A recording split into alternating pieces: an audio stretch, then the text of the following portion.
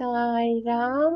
நம் அன்பான சிரடி சாய்பாபா, நம் அன்பான பகவான் ஸ்ரீ சத்ய சாய்பாபா இருவரின் ஆசீர்வாதம் அனைவருக்கும் கிடைக்க நான் மனதார பிரார்த்தனை செய்கிறேன். பகவான் ஸ்ரீ சத்ய சாய்பாபா அவர்களின் தெய்வீக ஆசீர்வாதத்தை இந்த பதிவில் நாம் பார்ப்போம். ஒரு மனிதன் இறைவனுக்கு ஏற்றவாறாக தெய்வீக ஆனந்தத்தை அனுபவிக்கவும் தன்னுள் உள்ள அகந்தை மற்றும் பெருமைகளை நீக்கி கொள்ள வேண்டும் என்பதை பகவான் ஸ்ரீ சத்ய சாய்பாபா அவர்கள் இன்று ஒரு வலுவான உதாரணத்தின் மூலம் அன்புடன் நினைவூட்டுகிறார்கள். உலக மக்கள் பலவிதமான இலக்குகள் மற்றும் மனிதர்களுக்கு மதிப்பு அளிக்கிறார். ஆனால் இறைவன் வெளிப்புற தோற்றங்களால் ஈர்க்கப்பட மாட்டார். உள்ளார்ந்த ஆன்மீக விருப்பங்களையே மதிப்பார். பார்வதி உலகிலே மிக அழகான பெண். தன் அழகை உணர்ந்த அவள் இறைவனை திருமணம் செய்ய விரும்பினாள். ஆனால் இறைவன் வெளிப்புற அழகால் ஈர்க்கப்பட மாட்டார்.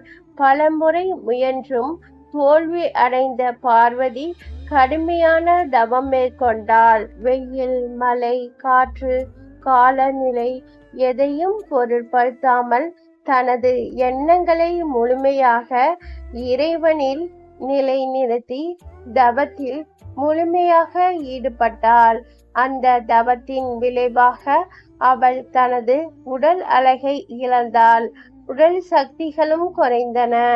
அந்த நேரத்தில் இறைவன் அவளை தனது உடலின் பாதியாக ஏற்றுக்கொண்டார். இந்த நிகழ்வின் உள்ளார்ந்த பொருள் என்ன? இயற்கையே பிரகிருதி.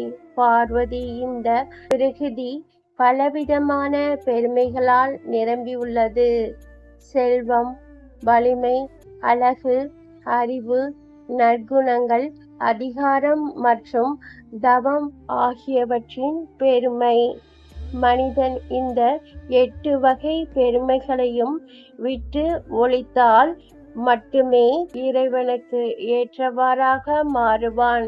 அகந்தை இருக்கும் வரை ஆன்மாவின் சக்தியை உணர முடியாது. ஆன்மா சக்தியை உணராமல் தெய்வீக ஆனந்தத்தை அனுபவிக்க முடியாது.